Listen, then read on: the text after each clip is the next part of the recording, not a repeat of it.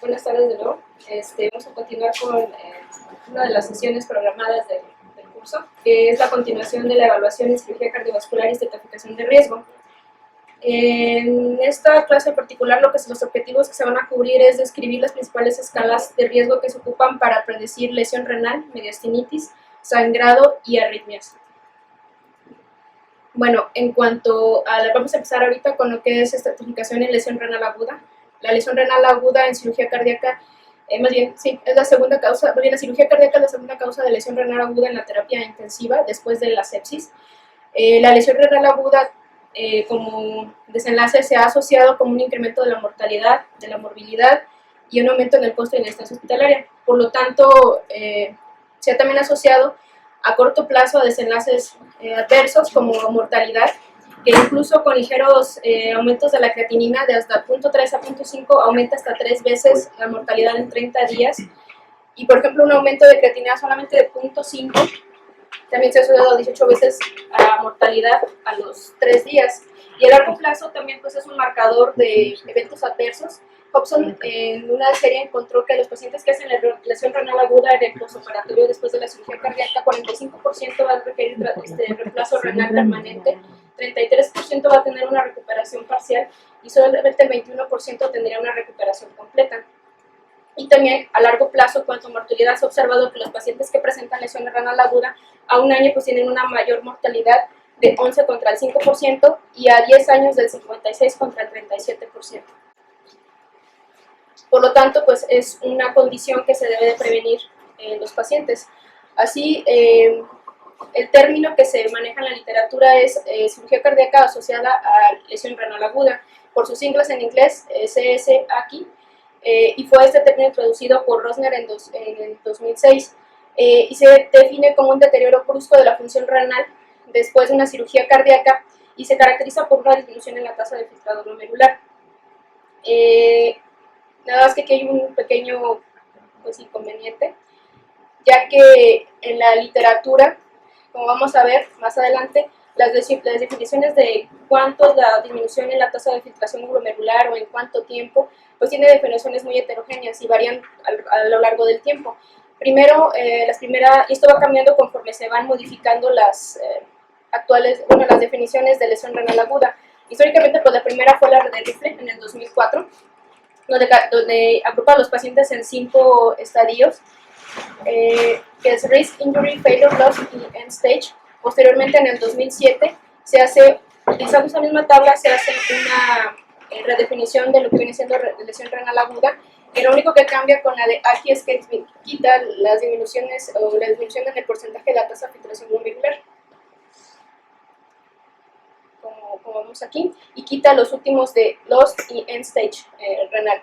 Y también en el 2011, ya la última de aquí, pues también recibe una modificación posterior, donde lo que hace es que mete aquí como terapia de reemplazo renal en el estadio 3, o en pacientes menores de 18 años que tengan una caída en la tasa de filtración menor del 35%.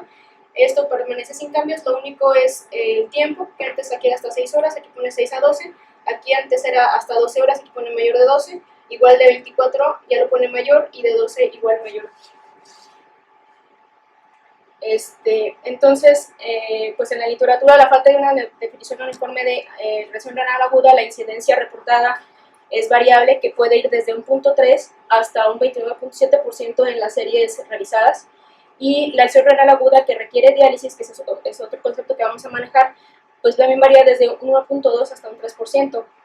Esto influye al momento de querer hacer análisis estadístico, predicciones, reglas, ver factores de riesgo, ya que permite que se identifiquen o que no se identifiquen factores de riesgos asociados a esta condición, y que también dificulta la comparación de resultados. Ahorita vamos a revisar estas son, por ejemplo, la mayoría de los estudios que se han hecho para tratar de encontrar factores de riesgo asociados a lesión renal aguda después de una cirugía cardíaca. Y como podemos ver, para empezar, son muchos y también varían mucho en el criterio diagnóstico de lesión renal aguda, en SENACI, en Rifle, y también podemos ver que la incidencia de la enfermedad pues, es extremadamente variable.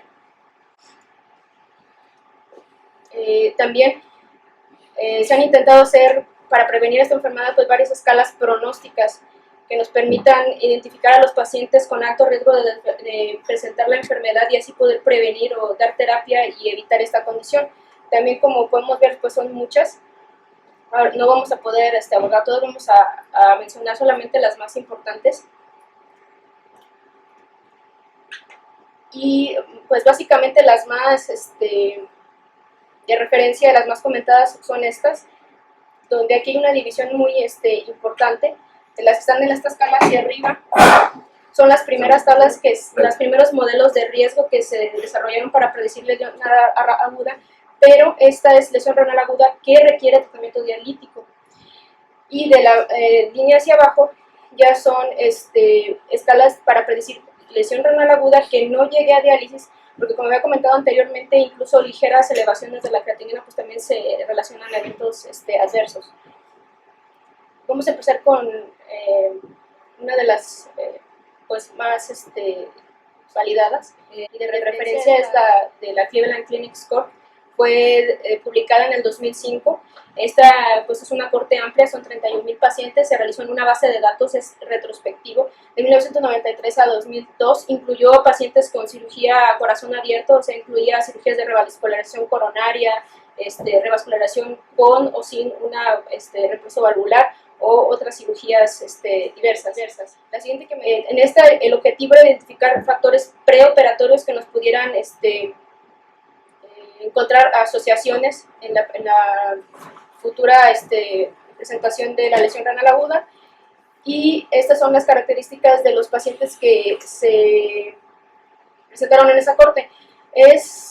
A lo mejor no se les en una tabla, pero es importante porque de aquí radica lo que se va a comentar más anteriormente. Aquí podemos ver que, bueno, primero en el género es 58% hombres, 41% mujeres, son predominantemente blancos en el 87% de los casos. En la mayoría, en el 93%, más arriba del 90%, no se utilizó balón de contrapulsación. Más de la mitad, o alrededor de la mitad, no estuvieron en falla cardíaca. Las cirugías que se llevaron a cabo estamos en balanceado: un tercio cirugía, un tercio cirugía valvular y un tercio combinada cirugía con un cambio valvular. Alrededor de más o menos de la mitad, en los que no desarrollaron falla renal, ya tenían el antecedente de una cirugía previa. En cuanto a cirugías de emergencia, como podemos ver, el 88% fue electivo, ninguna fue de urgencia. Pacientes con enfermedad pulmonar obstructiva crónica, el 80% no lo tenía. Enfermedad vascular periférica, el 78%, alrededor del 70% tampoco lo presentaba. Y en cuanto a eventos vasculares cerebrales previos, también arriba del 70% ninguno tenía. Entonces, se fijan, es una corte sin muchos factores de riesgo, la mayoría no está complicado, no son cirugías de urgencia, son electivas, son cirugías de revascularización coronaria. Independientemente de eso, continuó con la corte, y también se vio que los pacientes los dividieron en dos, en los que hicieron falla renal y los que no hicieron falla renal, y se observó que los que una creatinina preoperatoria más alta también se asoció como un predictor independiente de que pudieran presentar lesión renal aguda, y también tuvieron un ligero tiempo de bomba mayor los pacientes que presentaron diálisis que los que no. Sin embargo, como querían hacer una escala que fuera preoperatoria, pues sacaron los tiempos de circulación extracorpórea. Esta es la escala final, ya con los factores de riesgo predominantes que se encontraron. Son 13 variables, los puntos van de 0 a 17 y agrupa de los puntajes a los pacientes en 4 categorías. Como se vio, pues el género femenino fue de factor de riesgo: la falla cardíaca, la fracción de expulsión menos de 35, que tuvieran balón de contrapulsación preoperatorio, EPOC, que tuvieran diabetes que requiriera insulina, cirugía cardíaca previa, cirugía de urgencia, el tipo de cirugía y la creatinina previa. Bueno, las escalas de riesgo, y pues se pone que es la más validada. Y ahorita vamos a ver una comparación más adelante con las siguientes otras dos escalas de riesgo. La siguiente que mencionaremos sería el Menta Score. Este es en honor al apellido de quien que publicó el estudio. Esta incluyó una corte de 4,449 pacientes. Se realizó con la base de datos de la STS, del 2002 al 2004. Esta incluyó pacientes con revascularización coronaria, aórtica o combinada, revas más una válvula, ya sea mitral o aórtica. El punto primario fue pacientes que desarrollan falla renal que requiera diálisis. También era buscar factores preparatorios que se asociaran a la condición, y esta también es la tabla de las características de los pacientes de esa corte. También, como podemos ver, la edad promedio es de 67 años, muy parecida a la anterior. Predominan los hombres en el 88%, las mujeres el 30%, predominan los blancos en el 80%. Aquí meten variables ya como índice de masa corporal o la presión arterial. La mayoría de los pacientes son hipertensos, después de ahí diabéticos. La mayoría de las cirugías, en el 78%, fueron cirugías de revascularización coronaria solamente. La mayoría fueron electivas, fueron en el 53%, aunque aquí ya tienen un 43% de cirugías urgentes. También manejaron el tiempo de balón, de bombas de circulación extracorpórea. Y ya al final, este es el score que se desarrolló con las variables que se encontró que tenían más peso y asociación con lesión renal aguda. Realmente este score es medio complejo para llenarlo. Está hecho de 10 variables, viene cada puntaje para cada variable, aquí se llena. Si tiene, por ejemplo, la edad menos de 55, pues es 0, se va llenando, se hace una sumatoria total, y luego aquí ya dependiendo de la sumatoria, aquí está el puntaje en riesgo, aquí ya se ve el riesgo de que presente lesión renal aguda y diálisis. Pasaremos a la última escala de los pacientes que requieran diálisis. Esta es el SRI score o Simplified Risk Score. Este fue publicado en el 2007 en JAMA. Este se hizo en Canadá, se hizo con dos cortes, una en Toronto y la de validación fue en Ottawa. Este también incluyó cirugías de revascularización coronaria, valvular y otras que catalogaron como complejas, también para identificar factores preparatorios, y en este hicieron también una medición de la tasa de filtración glomerular que no se había hecho con los scores previos, que este es por Cockcroft-Gault. En la gráfica de las características de los pacientes, más o menos el mismo porcentaje de mujeres, 26%,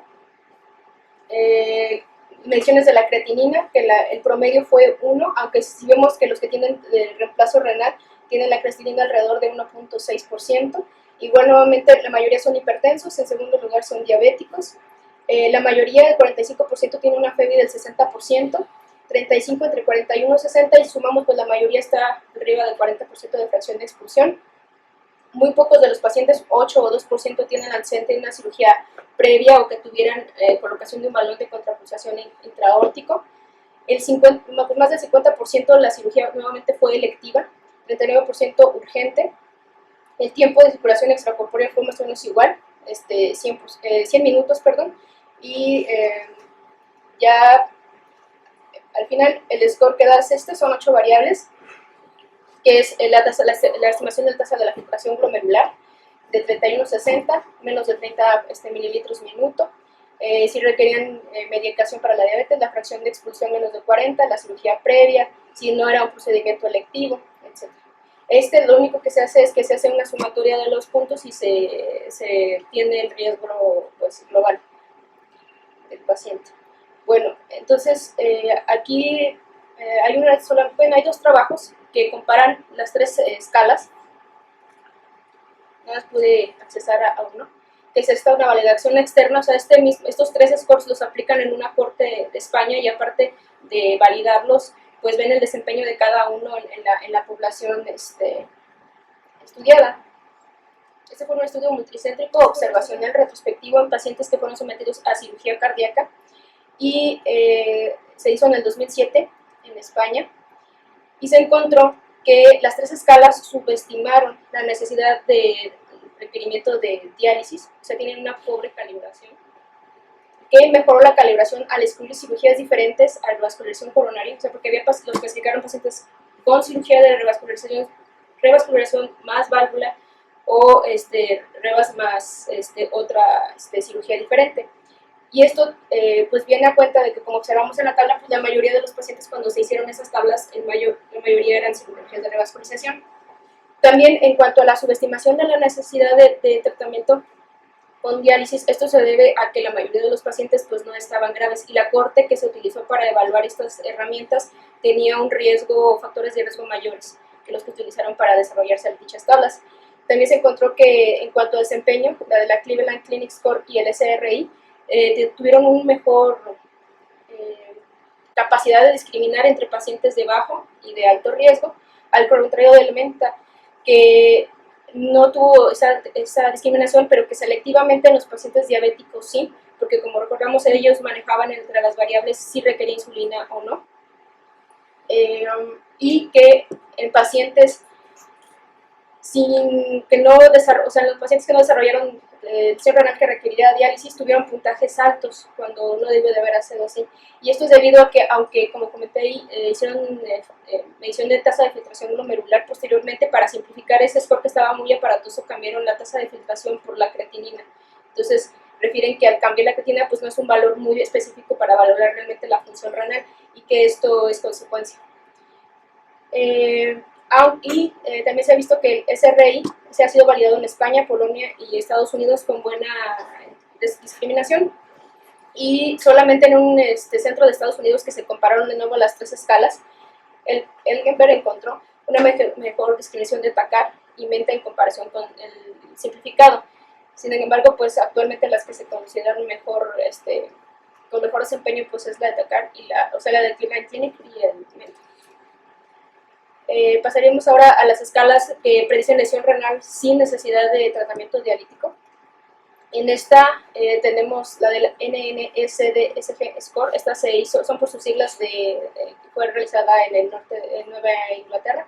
Esta fue en el 2007. Los datos se recabaron del 2001 al 2005. Fue un puro paciente con cirugía de revascularización coronaria. Se incluyeron pacientes con función renal normal. Se excluyeron los pacientes que tuvieran tasa de filtrado glomerular menos de 60. El punto primario fue pacientes que hicieran falla renal que no requirieran tratamiento.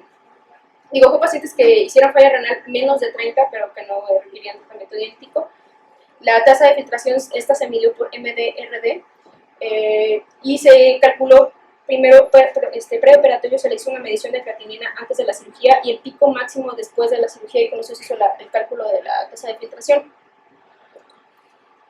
Y se encontró que estas son las principales variables predictoras de lesión renal aguda en esta corte, donde podemos ver que en el 27% fue la falla renal, en el 26% fue que tuviera un balón de contrapulsación intraaórtico, posteriormente el sexo femenino, como habíamos visto en las tablas previas, y ya menores que hayan tenido una cirugía previa, tengan enfermedad vascular periférica, etc.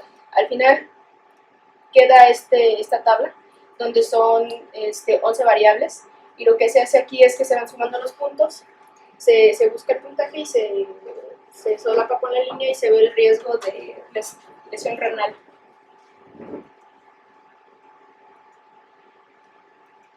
Otras de los siguientes modelos es el MCSPI. Este fue publicado en el 2007.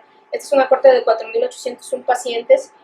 Fue pacientes para revascularización coronaria que estuvieran sin bomba de circulación extracorpórea. Valoró no solamente factores preoperatorios como las scores previos, sino intraoperatorios. El punto primario fue disfunción renal o falla renal. La disfunción renal la definieron como una creatinina alrededor de 2, pero que haya tenido un aumento mayor al 0.7 del basal, y la falla renal es que requerirán diálisis. El objetivo de este estudio también era determinar la asociación del objetivo primario, o sea, la disfunción renal o la falla, y este está interesante, con los tipos de hipertensión que presentaran los pacientes antes de la cirugía. Está compuesto de 8 variables, y lo que hicieron es que los pacientes, inicialmente, cuando llegaban electivos a la cirugía de revascularización, estimaban la presión arterial en intervalos determinados unas 5 o 6 veces, y los englobaban en una de estas categorías: hipertensión sistólica aislada, combinada, diastólica, y hacían medición de la presión de pulso. Y encontraron que en el análisis estadístico que la presión de pulso fue un importante predictor de falla renal, al compararlo, por ejemplo, contra la presión arterial sistólica y diastólica, como tal, que no contribuyeron para nada con el modelo, con un punto de corte para que aumente el riesgo de lesión renal aguda arriba de 40 milímetros de mercurio. Y se concluyó que la presión de pulso aumentada era un marcador de enfermedad vascular periférica o sea, como un índice de rigidez vascular. Su tabla ROC fue de 0.84, o sea, tiene una muy buena discriminación, y así fue como se hizo la escala. Se encontraron todos los factores así asociados, aparte para la lesión renal aguda, más aparte se hizo la estratificación por la presión de pulso, donde vemos que pues, si es mayor de 40 empiezan a tener mayor riesgo, sobre todo si es mayor de 60, 80 y de 100. Igual algunas variables se solapan, como la falla renal, la historia de enfermedad renal, de infarto previo, usar inotrópicos, balón de contracción. Esto es importante porque aquí ya meten variables intraoperatorias que en las variables previas no se mencionaban. Se hace el cálculo de los puntajes, se ve aquí el riesgo y calcula los pacientes en bajo riesgo menos de 11 puntos, de riesgo moderado de 11 a 26 y de alto riesgo arriba de 26. Pasaremos a otra siguiente escala. Esta es bastante reciente. Este es del 2006, por sus siglas es CRATE, SCORE. Es multicéntrico, fueron 1.551 pacientes. Este se hizo en España. Esta incluía pacientes no solamente de revascularización coronaria, sino eran de revascularización con o sin cirugía valvular, podía ser combinada, y que fueran sometidos a bomba de circulación extracorpórea. Este incluyó ya 3 diferentes variables pre, intra y postquirúrgicas. Se calculó la creatinina, igual se definió la lesión renal aguda de acuerdo a los criterios de Rifle, y se hizo una medición de la creatinina pico previa y post la cirugía. Se excluyeron los pacientes con falla renal previa, que hayan muerto antes de las 24 horas o que no hayan tenido bombas de circulación extracorpórea. Estas son pues, las características de los pacientes. Igual el promedio de edad está alrededor de los 66 años. La mayoría de los pacientes tienen una función ventricular del 57%. Los pacientes, lo que podemos ver es que los pacientes que tuvieron lesión renal aguda, tuvieron un neuroscore logístico y el aditivo mayor que los que no lo realizaron, 12.9 contra 4 y 7 contra 4.2. También la mayoría de los pacientes pues, fueron hipertensos en la mitad, en el 53%. También diabéticos, en el 14%. Y aquí están las variables intraoperatorias, el tiempo de bomba, el tiempo de pinzamiento, el lactato, también como marcador, y los posoperatorios si tuvieron sepsis, shock, reintubación, múltiples transfusiones, terapia de sustitución renal, traqueostomía, reintervención, balón, reingreso a la UCI o neumonía. Y este es el score que ellos manejaron, donde manejan las cuatro variables, que son en las que agrupan a los pacientes: la creatinina, el tiempo de circulación extracorpórea, el lactato y el Euroscore. Le da cada uno de los puntos, estratifica a los pacientes en estas categorías: muy bajo, bajo, moderado, alto y muy alto, con sus respectivas probabilidades de presentar lesión renal aguda, donde a partir del alto tienen un 58, hasta el muy alto hasta un 84% de presentar lesión renal. Ahora continuaremos con las escalas de riesgo elaboradas para predecir mediastinitis. Bueno, pues la mediastinitis, para empezar, es también una condición que se ha visto que predice desenlaces adversos como muerte, tiempo de estancia hospitalaria, mayor costo, etc. Por lo tanto, también se han intentado realizar muchas escalas. Ahorita estas son las más importantes. Hay muchas que se han realizado localmente o que estas mismas se han validado en otros conceptos, agregándole variables del sitio donde se probó el modelo. Y empezaremos con el primero. Este fue el primero que se consideró como modelo de riesgo utilizado para predecir mediastinitis. Este fue realizado por el National Nosocomial Infection Survey en Estados Unidos. Se publicó en 1991, incluyó una cohorte de 84,000 pacientes y se basaba en esto. Se manejan 3 variables. Una es clasificar el tipo de la herida, dependiendo a esta clasificación si es limpia, potencialmente contaminada o infectada. Luego se da la segunda variable, que es el puntaje que es dado por la ASA, la clasificación de anestesiología. Igual 1 si está normal, 2 discretamente enfermo, 3 seriamente enfermo con una enfermedad sistémica no incapacitante, 4 si tiene compromiso de la vida y es muy incapacitante, o 5 si está moribundo. Y la tercera variable acá es el tiempo que duró la cirugía. Aquí lo maneja si es mayor de la percentila 75 o menor. Y a partir de ahí, o sea, si lo dan los puntajes, si es menos de 3, o si es mayor o igual a 3, se le da a 1. Y se clasifica al paciente con el riesgo metástasis. Y aquí está la tabla de riesgo, donde tenemos los puntajes de acuerdo a los puntos obtenidos anteriormente, donde se observa que a partir del mayor o igual a 3, pues se tiene un riesgo de 13% de presentar infección. Sin embargo, pues la eficacia de esta tabla originalmente, de este modelo originalmente, pues es muy pobre, ya que tiende a clasificar a los pacientes en otra categoría. ¿A qué me refiero? Pues ya que pues, la mayoría de las cirugías, bueno, si no todas las cirugías de corazón son limpias, y la mayoría de los pacientes tienen una clasificación de ASA mayor o igual a 3. Entonces, el 95% de los pacientes tienen puntajes de 1 a 2 en la cirugía cardíaca. Entonces, no estratifica a los pacientes, aparte de que no ve otros factores de riesgo asociados. Entonces, no estratifica de forma correcta a estos pacientes. Y no refleja la severidad de la enfermedad. Y no incluye movilidades o factores de riesgo o perioperatorios o posoperatorios asociados con la cirugía. Por lo tanto, impide su generalización. Y por lo mismo, en el 2007, en un intento, la misma organización intentó hacer una revisión y de la misma tabla, agregando factores de riesgos específicos para cada tipo de cirugía. Sin embargo, ya para cirugía cardíaca hay otros modelos. El siguiente que veríamos es el STS Score. Ese fue realizado en el 2005, hecho con la base de datos de la STS. Ese incluyó 331,000 pacientes, que eran pacientes solamente para revascularización coronaria. Excluyeron a los pacientes con antecedentes de endocarditis infecciosa o trasplante cardíaco. Y el punto primario era identificar infección mayor. Aquí infección mayor lo definieron como infección del sitio quirúrgico, pero no solamente era de la mediastinitis, sino también del sitio de la safenectomía o que tuviera septicemia. Y el otro punto, otra forma de catalogar como infección mayor es que tuviera una readmisión hospitalaria menos de 30 días con el criterio anterior, o sea, con algún dato de infección. Y se incluyeron variables pre e intraoperatorias.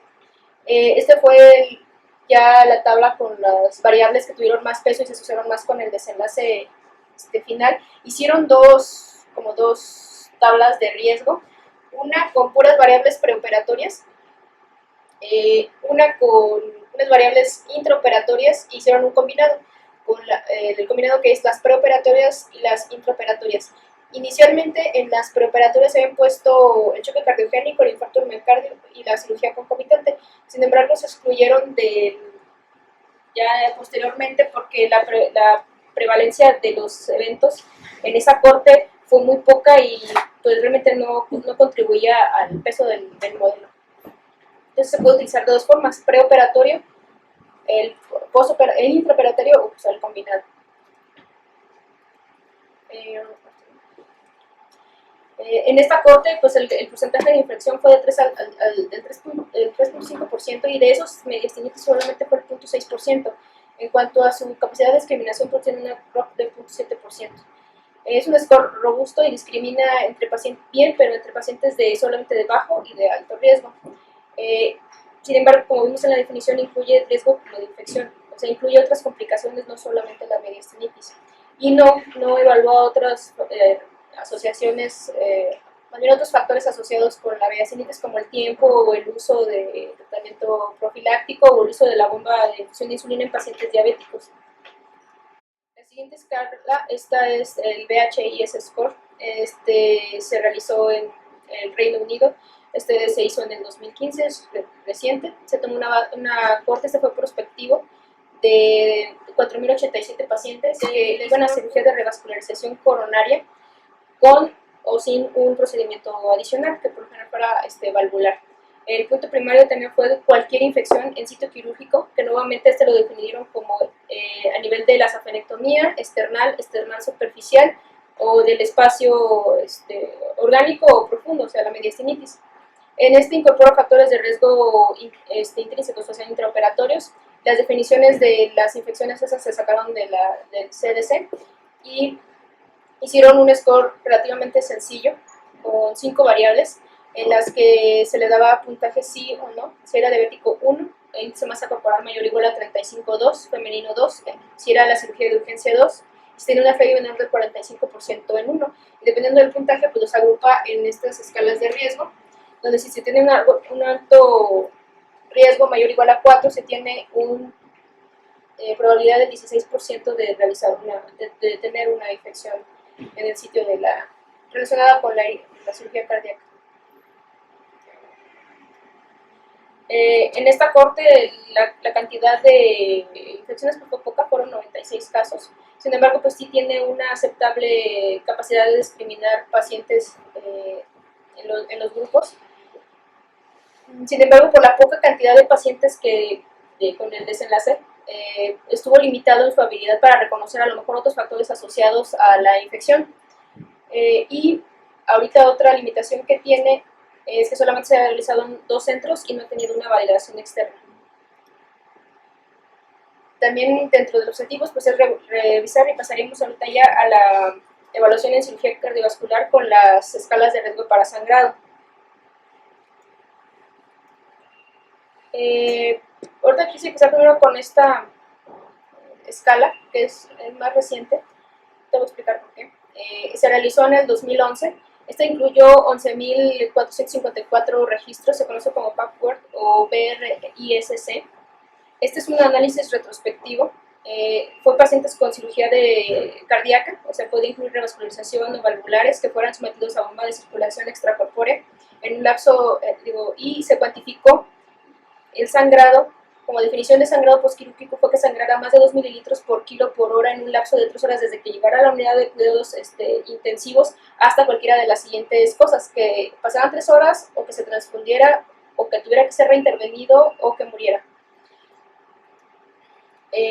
Después de hacer el análisis estadístico, los factores que se encontraron fueron 5, que fue el accidente de una cirugía previa, el tipo de cirugía,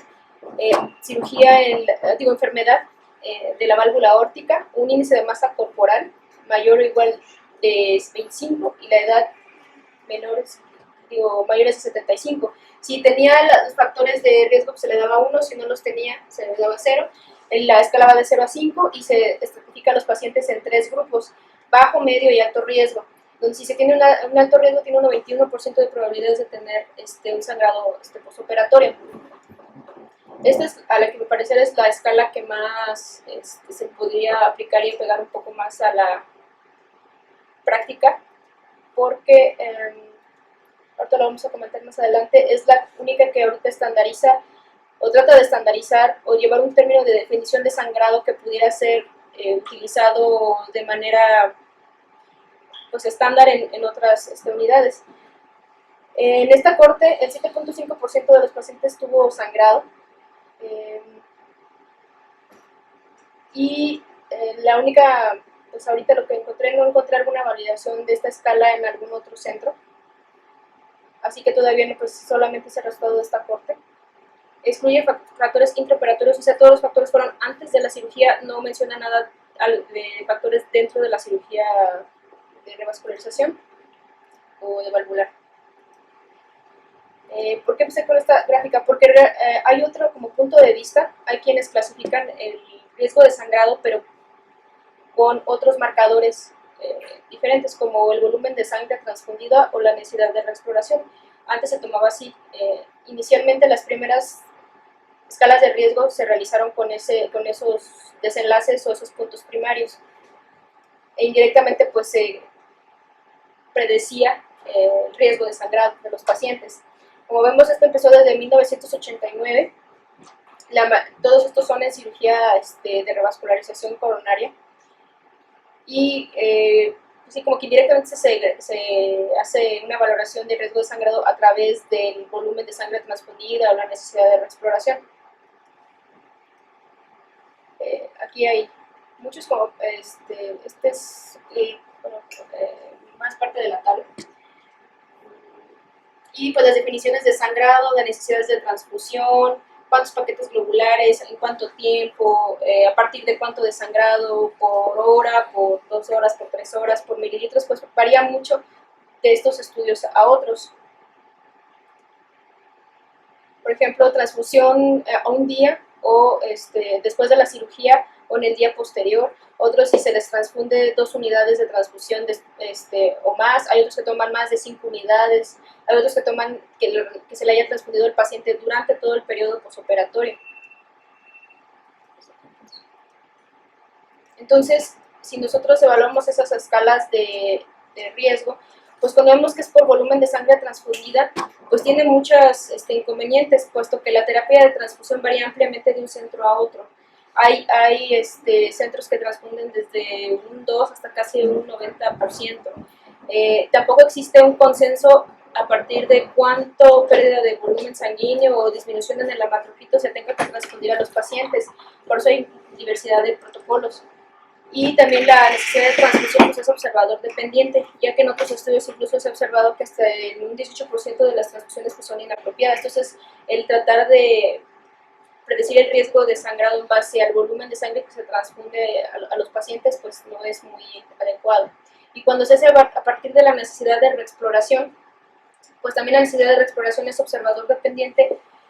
Y también se ha visto que la causa por la que se tenga que reexplorar a los pacientes hasta más o sea, menos del 50% es por sangrado. Entonces tampoco es un modelo, pues, son modelos óptimos como para estratificar hacia los pacientes. Y por último, pues revisaríamos rápidamente las escalas de riesgo para arritmias. Bueno, nada más brevemente, yo hice una revisión de complicaciones como tal, así, de arritmias en cirugía cardiovascular y encontré como tal mucha bibliografía en cuanto a fibrilación auricular post-operatoria. No encontré como tal una bibliografía o una escala de otro tipo de arritmias ventriculares al respecto. Y en cuanto a fibrilación auricular, se comenta en algunas literaturas que es la complicación más frecuente en la cirugía cardíaca. Que ocurre por lo general dentro de los primeros 5 días con un pico máximo de 48 horas. La incidencia también es de alrededor del 27 al 40%, y esto también tiene un impacto en la morbilidad y en la mortalidad tardía. Y también se ha visto que la presencia de fibrilación auricular se ha asociado a otras complicaciones como falla renal, enfermedad renal crónica o enfermedad renal o evento vascular cerebral. Por eso la importancia de estratificar a los pacientes previo a la cirugía, porque se comenta que pues, se pueden dar tratamientos profilácticos previo para evitar la aparición de esta complicación. El score, uno de los que se me hizo más pues, estable es el POAF score, ese es Post-Operative Atrial Fibrillation. Este fue hecho en el 2014, fueron 17.622 pacientes, se hizo en una corte de 1991 al 2010, se hizo en 3 centros europeos, fue en pacientes que fueron sometidos a cirugía de revascularización coronaria, valvular o combinados, y se excluyeron a los pacientes que tuvieran el antecedente de taquicardia supraventricular. Está compuesto de 7 variables. Fue la caracterización de los pacientes que se hizo en esta corte de estudio. Y va de 0 a 9 puntos. Y ya fue el modelo final con las variables que tuvieron más peso en la corte, que es la edad, la presencia de enfermedad pulmonar obstructiva crónica, una tasa de filtración glomerular menos de 15, que la cirugía fuera de emergencia, que tuviera un balón de contrapulsación intraórtico, que la FEBI fuera menos de 30%, que fuera una cirugía valvular.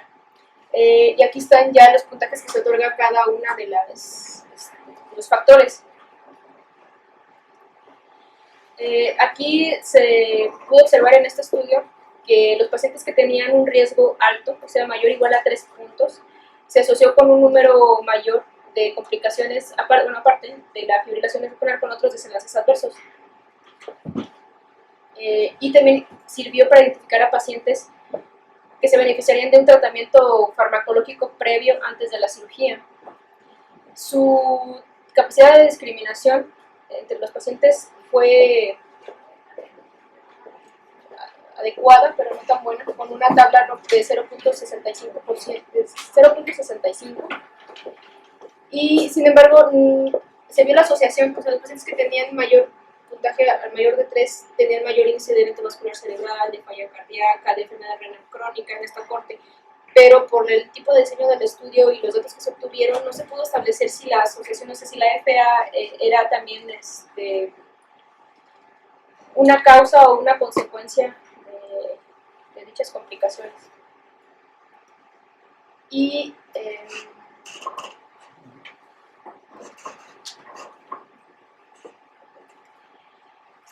en cuanto a estudios que se han hecho como modelos de riesgo para certificar a los pacientes en FA, pues también son muchos.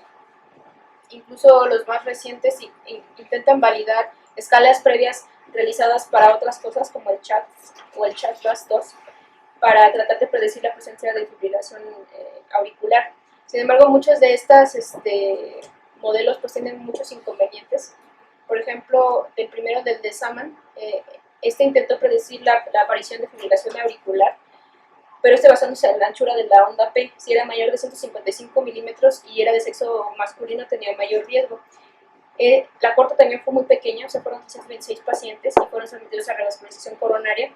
Sin embargo, apenas la mitad de los pacientes tuvo fibrilación auricular, por lo tanto, la mayoría de esos estudios son cortes pequeñas o buscan asociaciones, porque por ejemplo lo de la onda P ya se ha visto que no tiene asociación o relación directa con la presencia o no de fibrilación auricular postoperatoria.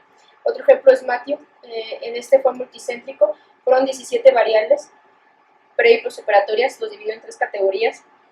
Pues sin embargo, los factores, metió factores que estaban muy poco relacionados con el desarrollo de la fibrilación auricular y otras escalas previas. Han metido factores que no están relacionados o factores que sí tienen mucho peso, no han sido incluidos en estas tablas, tienen pequeñas muestras y las variables postoperatorias que también tendrían influencia sobre la presencia o no de fibrilación auricular, no han sido tampoco medidas.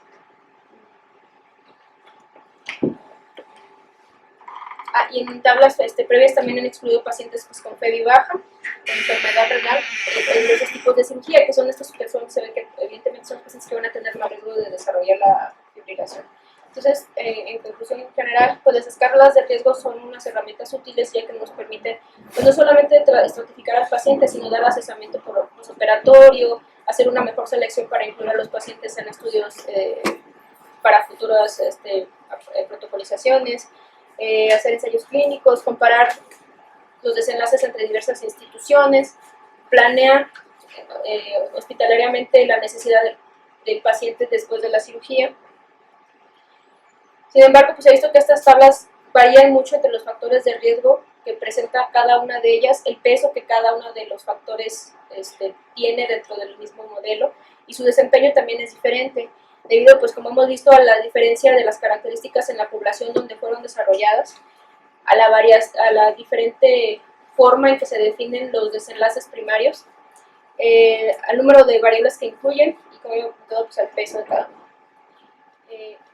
Por lo que siempre que una escala se vaya a aplicar en algún centro, se tiene que hacer una valoración externa inicialmente para poder evaluar su utilidad, las debilidades que tiene o fortalezas, dependiendo, y hacer también una recalibración de las mismas para poder tener una mejor estimación o más precisa del riesgo de los pacientes en la población que se va a aplicar.